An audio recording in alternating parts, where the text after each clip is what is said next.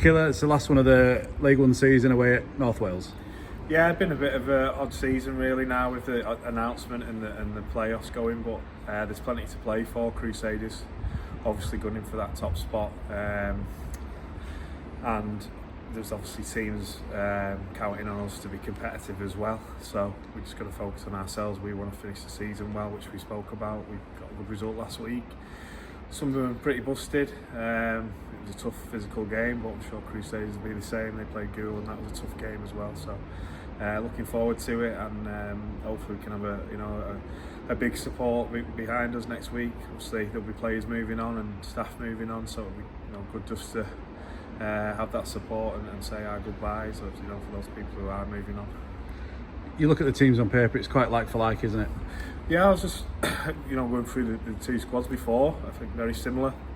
Listen, they've had a good season. They've been consistent, very good at home, blown teams away at home. I think they've only lost a couple of games, which will be Derby, Swinton game, and Rochdale, where a lot of the players know each other. It might not be Derby, in terms of location, but in terms of the player pool, it is. And they've been a real good attacking team this year in League One and picked up some really good results. They recruited well at the back end of last year. They had a plan and they've done that. They'll be disappointed, they're not going to go against some championship teams, but they'll get that opportunity next year as we will. So yeah, they've definitely been the benchmark, and I thought we played well against them at home and was really competitive. And just the score blew out in the end. I think once it got to 12-6, they just capitalised on a couple of errors and a couple of breakaway tries as well, and they even said after the game how tough the game was. So they'll be expecting a tough Keighley side. We've improved massively since then. Different personnel in as well. Our spine's different and more settled. So yeah, I'm looking forward to it. It should be a good game. We want to go there and be competitive. We don't, there's going to be a real good atmosphere behind Crusaders on the weekend, and we don't want to get blown away or taken away early. So we've got a real focus on that. Just one change to your 21-man squad this week. Jack Team is out with their head injury protocols. You've named Lewis Hatton. Yeah, we touch and go for Hatto, but he's running now and he's done some work. It's whether we risk him on Sunday or we let him have that full pre-season. We'll see who else is available. Say we've got a couple of bumps and bruises, so a couple of people got to get through fitness tests tonight. It was last game, everyone wants to play, so we can push it a little bit more than we might do if we had 3 or 4 games left. Jack, yeah, it was a bit of a strange one really. We didn't really see much on Sunday, but the doctor, made sure he came off, and we respect that. So Jack will miss this week, but he's been a real, real good impact on and off the field for us, and someone else who's here next season and we want to contribute. It's just disappointing he can't finish this this last game, but yeah, he's been a good signing, and that coincides with our upturning form.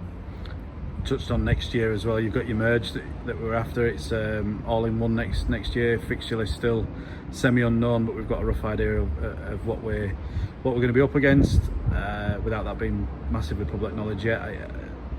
Your appetite must be really wet with that.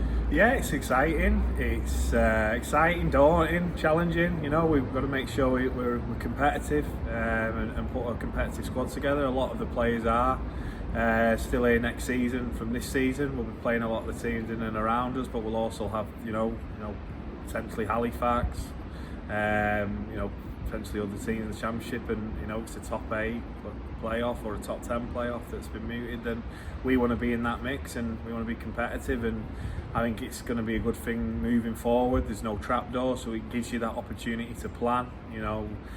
I've been involved in teams that have been promoted myself, and it's difficult because you're just trying to stay up. But now we can sit down, we can put a plan together. We've got a number of young players at the club who are exciting, and we can have a lot more patience with them than maybe would do if that trapdoor's there. Connor, who's been outstanding, and everyone's seen that, and you've got Leo, and there's a couple of others as well that we want to develop, especially in the off season and pre-season. So yeah, it's exciting. I think something that's needed to do. I think the club's took a hit this year, maybe 9 home games. There's been a lot of gaps where we've been told 26 games in 28 weeks, and you've got a cup on top of that. So, like I say, our squad has got to be have depth in it and duration, and make sure we're competitive. But it's I think it's, like I say, I think it's good. I think there's a lot of negative press around the moment, around the changes and Super League. But I think we're definitely behind it, and from a purely football perspective, it's a change that needed to happen. And even when you're looking at some of the League One teams this year, some of the injuries that you've encountered, probably because of the breaks. Do you train that hard on that week off or not? And then it's not game conditions, and players are coming in, and it's been a bit of a minefield. And I know we've been hit by some injuries, but not just us. Rochdale, other clubs. So I think it's definitely the way forward, and we can look forward to a championship of 21 teams. Thank you.